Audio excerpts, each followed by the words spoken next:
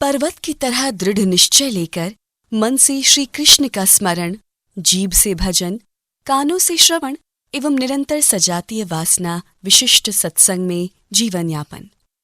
महाप्रभु ने 5 उपाय बतलाए हैं। 1. निरंतर नाम जप। 2. सजातीय वासना विशिष्ट सत्संग।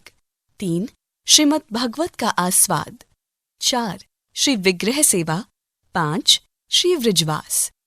श्री रूप गोस्वामी ने लिखा है कि ये 5 इतनी विलक्षण शक्ति संपन्न साधनाएं हैं कि कल्पनातीत शीघ्रता से भाव, जो प्रेम की पूर्व की अवस्था है और जिसका एक नाम रति भी है, उत्पन्न हो जाता है। पर सद्ध्याम इसकी टीका की गई है।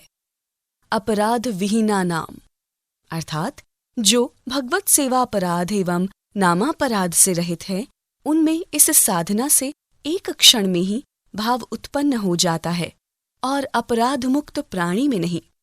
जैसे लकड़ी के 2 टुकड़े हैं, उन दोनों में अग्नि तो व्याप्त है। ना विश्वास हो तो रगड़कर देख लें, उनमें से आग निकलेगी। इसी प्रकार भगवान प्रत्येक प्राणी में बाहर भीतर नीचे ऊपर व्याप्त हैं। अब जैसे आग कहीं प्रकट हो जाए और प्रकट होकर किसी लकड़ी के खंड को पकड़ ले तो फिर लकड़ी उसी आग में जलकर स्वयं आग बन जाती है। जहाँ अग्नि का संयोग हुआ कि वह लकड़ी फिर लकड़ी बनी नहीं रह सकती, वह निश्चय आगे बढ़ जाती है। ठीक इसी प्रकार जिस समय भगवान का वास्तविक साक्षात्कार संत को होता है, उसी क्षण वह भगवान में मिल जाता है, ठीक भगवान के रूप का बनकर कि तब भगवान का अनुभव करता है। वस्तुतः तो वह स्थिति इतनी विलक्षण, इतनी अद्भुत है कि उसे किसी भी दृष्टांत से समझाया नहीं जा सकता, क्योंकि सभी दृष्टांत जड़ जगत के हैं और संत एवं भगवान के मिलन की बात चिन्मय जगत की है। पर यदि इस दृष्टांत को कोई ध्यान में रखे तो वह कुछ न कुछ कल्पना कर सकता है। भगवान है तो प्रत्येक प्राणी में, पर कहाँ पर किसी कारण से प्रकट हुए और प्रकट होते ही उन्होंने अपने आधार को, अर्थात जिसके लिए जिनमें प्रकट हुए थे, उसे बिल्कुल पूरा अपने समान बना लिया।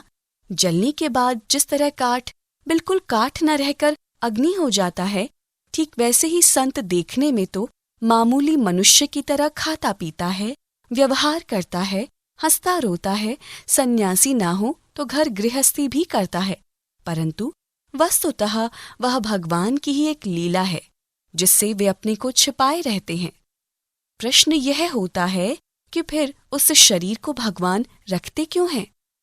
रखते हैं इसलिए कि उसके स्पर्श में आकर कुछ और भी प्राणी उस आग में जलकर उसी की तरह बन जाएं। इसलिए प्रारब्ध की लीला का निर्वाह होता है। शास्त्र पढ़ने से अनेक प्रमाणों से ये बात सिद्ध हो ही जाती है कि सच्चे भगवत प्राप्त संत भगवान से अभिन्न हो ही जाते हैं। युक्तियों के द्वारा भी मनुष्य इसे समझ सकता है, पर वही समझेगा कि जिसने जीवन का एकमात्र उद्देश्य बनाया है कि मुझे प्रभु से मिलना है। फिर होता क्या है कि संत स्वयं अपनी गर्मी, अपना तेज उसे प्रकट करके दिखलाना शुरू कर देते हैं। उनके तेज का असर तो सब पर होता है, पर बीच में अहंकार, संसार की वासना, विषय सुख की चाह, उनसे लौकिक स्वार्थ पूर्ति की वासना, ये सब खड़े होकर उनके तेज को देर से ग्रहण होने देते हैं। जिस दिन जीवन का उद्देश्य एकमात्र भगवान हो जाते हैं, उस दिन ये सब व्यवधान झड़ जाते हैं।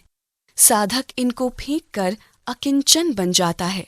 फिर जहाँ पर संत दिखते हैं, उस स्थान पर श्री कृष्ण दिखे, इसमें तो कहना ही क्या है। उसकी दृष्टि में सर्वत्र एक श्री कृष्ण ही रह जाते हैं और वह दिव्य पावन आनंद के समुद्र में डूब जाता है। जब तक यह हो तब तक शास्त्र आज्ञा देते हैं कि चाहे किसी भाव से हो, संबंध जोड़े रहो। भगवान की करुणा जैसे अहैतुक रूप से भगवान में रहती है, संत रूप भगवान की मूर्ति में भी वह करुणा वैसे ही रहती है, और वह करुणा किसी दिन एक क्षण में तुम्हारे व्यवधान को दूर कर देगी। अवश्य ही अलग हटोगे तो भी निस्तार तो होगा ही, क्योंकि एक बार का संबंध ही निस्तार के लिए पर्याप्त है। पर कुछ देर लगेगी क्योंकि आखिर नियम से सब होता है। कोई कहे कि संत अपने आप को प्रकट करके जीवों का उद्धार क्यों नहीं करते, तो इसका उत्तर यदि इसमें लाभ होता तो आप ठीक समझें। यह है कि वे प्रकट होकर नाचते। जिस प्रकार प्रकट होने से लाभ होता है, उस समय प्रकट भी होते हैं, हुए हैं। पूर्व काल में महाप्रभु चैतन्य देव प्रकट हुए थे और खुलेआम प्रेम का वितरण उन्होंने किया था। उस दिन पेट में प्रेम की भूख थी। आज तो जगत के प्राणी चाहते हैं हमको धन मिले, मान मिले। यह देना उन्हें अभीष्ट है नहीं। अधिकांश जगत का वातावरण आज इसी कामना से कलुषित हो रहा है कि इससे भी ऊपर की एक बात यह है कि भगवान कब कौन सा ढंग स्वीकार करते हैं, इसका रहस्य यदि हम समझ जाएं तो फिर भगवान भी हमारी तरह मामूली ही सिद्ध हों। उनकी भगवत्ता ही क्या रह जाए। अतः शास्त्र एवं संत स्वयं कहते हैं कि चाहे उनकी कोई चेष्टा ऐसी हो कि जिससे जगत को कम लाभ होता हुआ दिखे, पर निश्चय मान लीजिए कि इसी चेष्टा से इस समय अधिक लाभ होगा। यदि न होता तो वे वैसी चेष्टा करते ही नहीं, क्योंकि उनमें भ्रम प्रमाद की गुंजाइश ही नहीं है।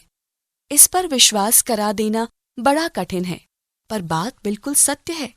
शास्त्र की है, मेरी नहीं। उन ऋषियों की बात है जिनकी बातें त्रिकाल सत्य हैं। बिल्कुल उनकी कृपा से ही कोई उन्हें जान सकता है। मुझ जैसे मलिन प्राणी तो संत एवं भगवान के तत्व की वास्तविक कल्पना भी नहीं कर सकते। बंगाल की बात है, एक माई थी, विधवा हो गई, पर भगवान में उसका वात्सल्य भाव हो गया। फिर गोपाल को पुत्र मानकर उसने 30 वर्ष तक उपासना की। प्रतिदिन गोपाल को भावना से भोजन कराया करती। अब गोपाल को दया आ गई। एक दिन आए और सचमुच खाने लग गए, पर आधा खाकर ही भाग गए। वह तो प्रेम से पगली हो गई। गोपाल गोपाल चिल्लाती हुई मारी मारी फिरती। उन्हीं दिनों रामकृष्ण परमहंस नाम के कलकत्ते में एक बहुत बड़े महात्मा हुए थे। कुछ लोग उन्हीं के पास जा रहे थे। लोगों ने उस माई से कहा, चल बुढ़िया, गोपाल वहां मिलेंगे। वह तो पगली थी ही, थोड़ा चावल और नमक बांध लिया कि गोपाल मिलेगा तो खिलाऊंगी। वहां पहुंची, लोगों की भीड़ देखी। परमहंस उपदेश कर रहे थे। तरह तरह के उपहार, मिठाई, फल आदि लोग लाए थे। सब सामने रखा हुआ था। बुढ़िया गई, परमहंस को देखते ही बिल्कुल शांत हो गई। परमहंस ने उपदेश बंद कर दिया। बोले, मैया, मैं तो खिचड़ी खाऊंगा। खिचड़ी बनी। बुढ़िया को होश हो गया था। वह सोचने लगी कि मैं पगली हो गई थी, ये महात्मा है, इनकी कृपा से अच्छी हो गई हूं। इसको आज्ञा हुई। लोगों ने देखा बुढ़िया का अहोभाग्य है। बुढ़िया लजा गई, पर लोगों ने कहा, परमहंस तुम्हारी खिचड़ी खाना चाहते हैं। परमहंस रामकृष्ण भी पागल की तरह रहते थे। बुढ़िया ने खिचड़ी बनाई, पर संकोच था, केवल नमक चावल की खिचड़ी महात्मा को कैसे खिलाऊं। रामकृष्ण सभा मंडप से उछले तथा कूदते फांदते वहां पहुंचे। मैया, खिला, भूख लगी है।